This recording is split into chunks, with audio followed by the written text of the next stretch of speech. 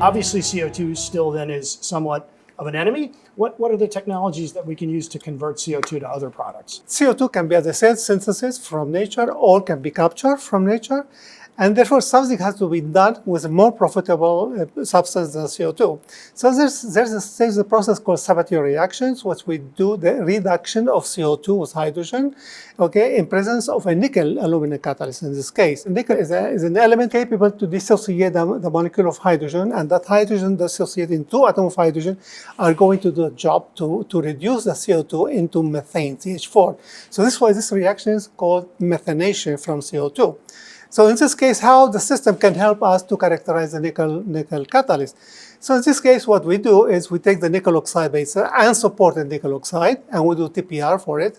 So we can see the profile and the reduction temperature of this nickel oxide by itself. Then we take the catalyst, supported catalyst nickel alumina, and we do TPR also on it.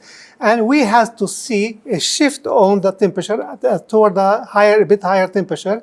This indication on the nickel being stabilized by the support. This is what we call in catalysis the role of the support in stabilizing the copper and dispersing the nickel, and dispersing the nickel.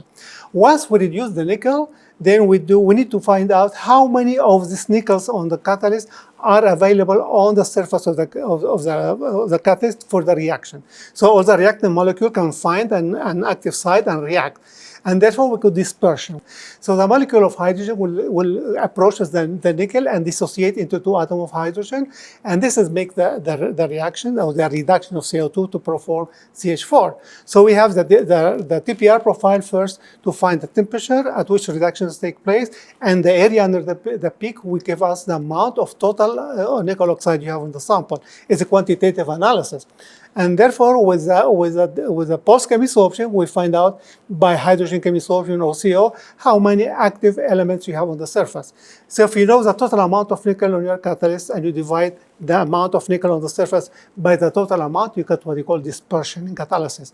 And dispersion is a very important number for us, because this is directly proportional to the activity of the catalyst.